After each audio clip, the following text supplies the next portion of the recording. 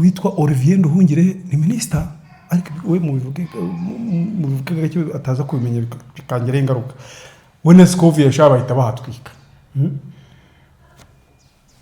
nuvuga ngo Olivier Nduhungire yanditse inkuru mu gifaransa noneho Scovia ayisoma mu kigande noneho accent iza ari ikinyarwanda noneho Nyarugenge birabacanga ariko nanjye birancanga ubwo bintu baracyari kuvuga ku byo kwatwika sinzi abandi banyamakuru numvishiwe kuri radio bavugira matamatama ngo urumva ariko abantu bagira n'amashyari ngo Scovia ngo yandika ngo yandika uburimi ngo ntabwo ngo yandika neza ubwo sinzi na amagambo ariko ngiye ntabwo mbizi ntabwo ngo yandika nabi hari ibintu bagiye bavuga byo kurya abana ariko n'ubu basigaye barya bakuze sha uri umusani ukaba utarara umukobwa umugore wawe gutwi ubwo duhita tumenya ibyawe ko ntawe nta kigenda na ubu uri kukinyweraho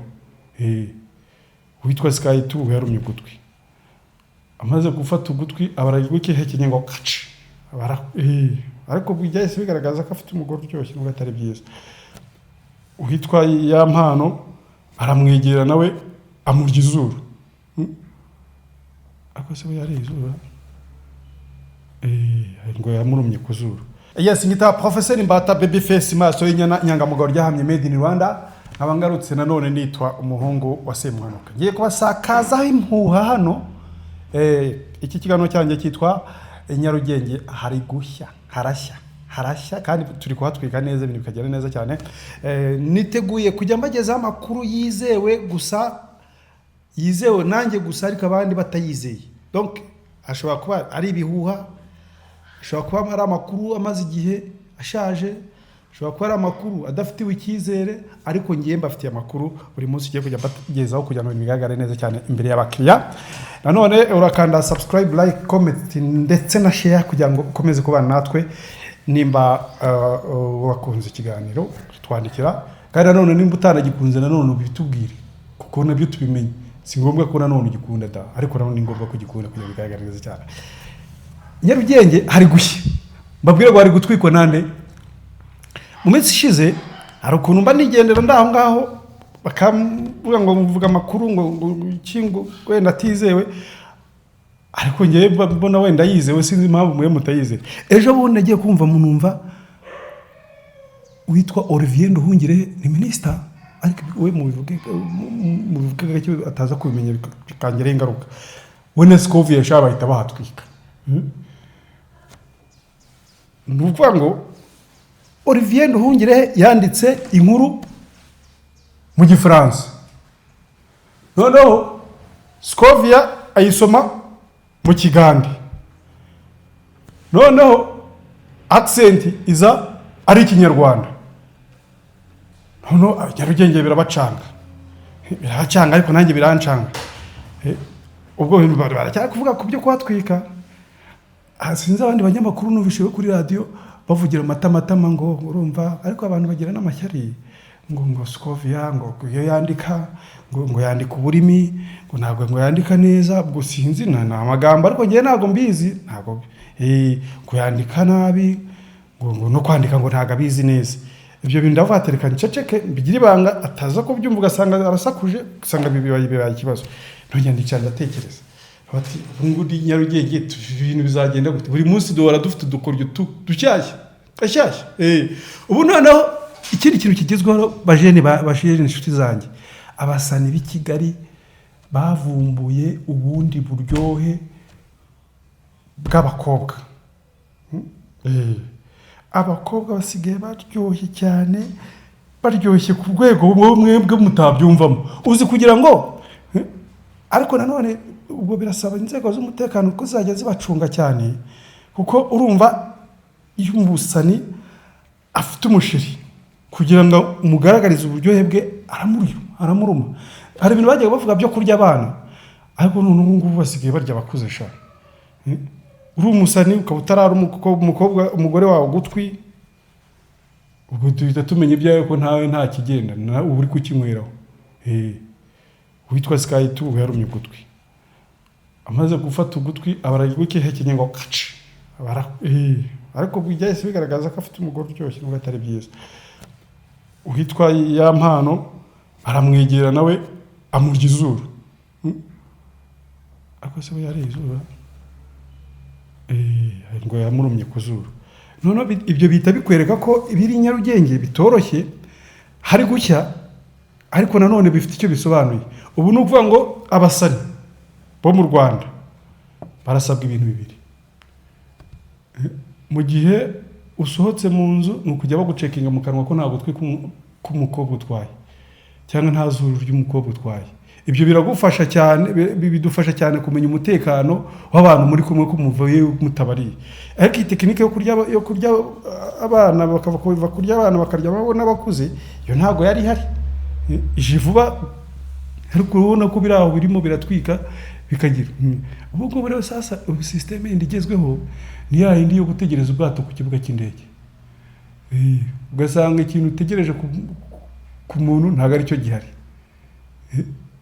Ugasanga ugiye gushaka urukundo ku muntu kandi nawe amaze iminsi atirira inyama, mu gitondo ukabyuka yakuriye. Ni ikibazo. None hari n'ikindi kintu cyaje rero nanone.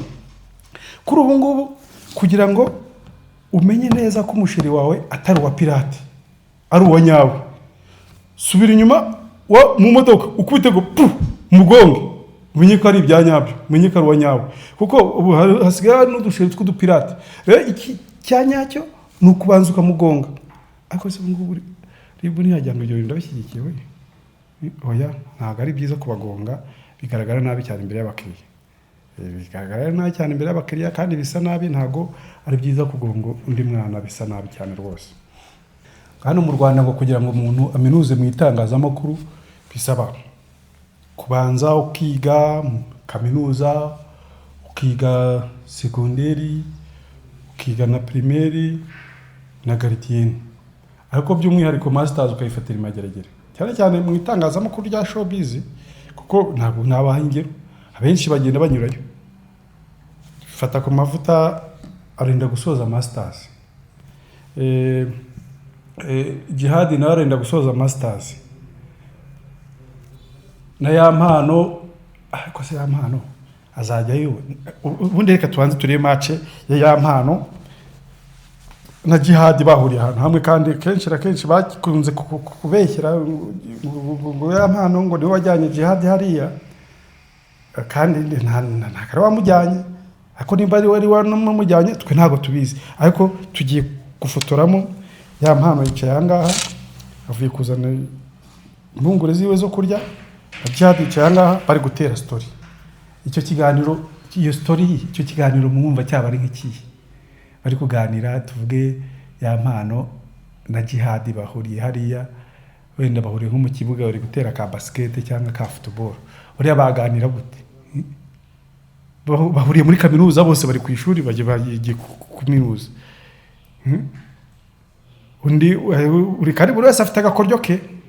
Ya mpano afite kagakoryo koko kagurya. Buriya ngo uziko ya mpano ngo yagiye kwihagarika ngo intwari nimbira iri ahangaha, agomba kureba ahangaha ngo arebye nabi ngo yakwihagarika mu mufuka we. Ibyo nta magambo bavuze, nta magambo bagenda bavuga babeshyira abantu, sinabyumvishe. Noneho ngo yaragiye gutangiza, kudushoti kose zitwagatsi ko bigira ibanga. Itangiza shoti kose y'udutsi bamwiba proje. Kandi ibyo kwibana proje mu Rwanda byo bigezweho rwose, turabimenyereye. Ya mpano yiro cyekiye ga proje akoze na sample, kwiyabera yakoze ni intro ni trailer. Bya bashyize hanze ni intro ni trailer yakoze cyangwa se ni summary y'ibyo yari kuzakora. Ariko agitangira gukora gapshinga ke, abandi baraza baragafata barakamwiba, bahita bagacuruza mu nyungu zabo batamwishyuye. None dore naho itarya umwana rwose. Ariko ni byiza rwose mujye twikora gutyo, cyo nabyo ntacyo bitwaye. Hano mu Rwanda ibintu bimaze kuba show, kandi show ikaze cyane, utajya ngo ni twatuntu dutoya.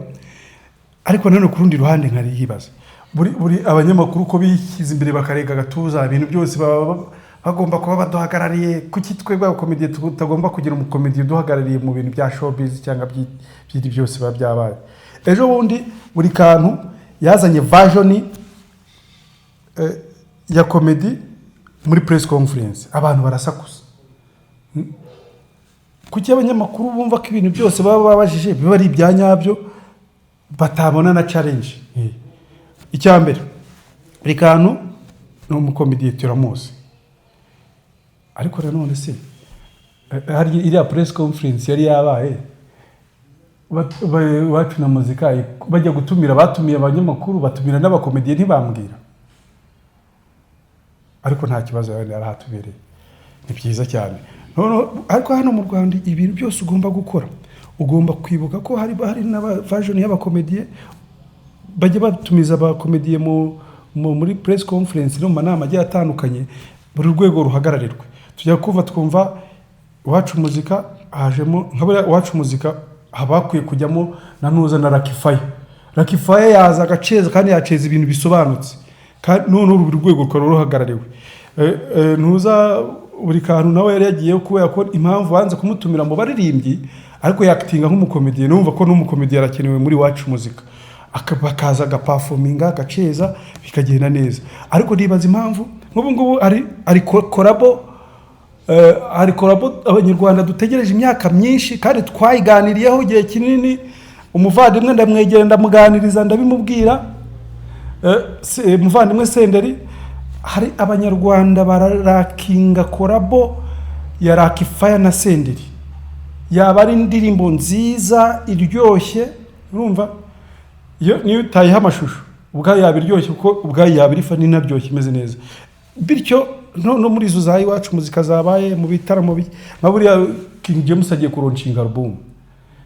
King James agiye kuronshinga album, ntatumiye Lucky Fire, ntatumiye Senderi, ntatumiye Nandera na Theo Iwacu, bose babireba. Abo ni abantu bakabaye bari muri album ya King James, akaronshinga abantu bose bakisangamo. Ariko kugeza uyu munsi barateguye igitaramo ugasanga abandi bagurya babatumiye, ariko abakomediye banyiri babatumira. Urumva ni ikibazo gikomeye cyane.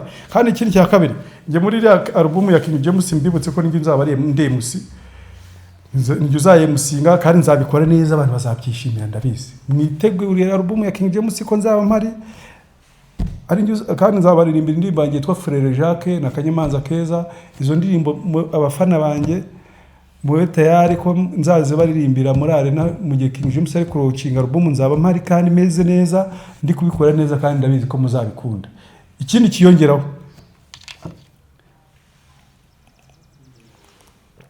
kiyongeraho nuko abantu bose baguze amatike n'abandi batarayagura, mwihangane natwe muzatuguriye tuzabasha kugerayo kugira ngo bigaragare neza cyane imbere y'abakiriya. We love you so much people. Nitwa Professor Mbata Babyface maso y'inyangamugayo rya hano Made in Rwanda. I'm out. Izo ni zo muhana mbafite uyu munsi zagaruka ejo.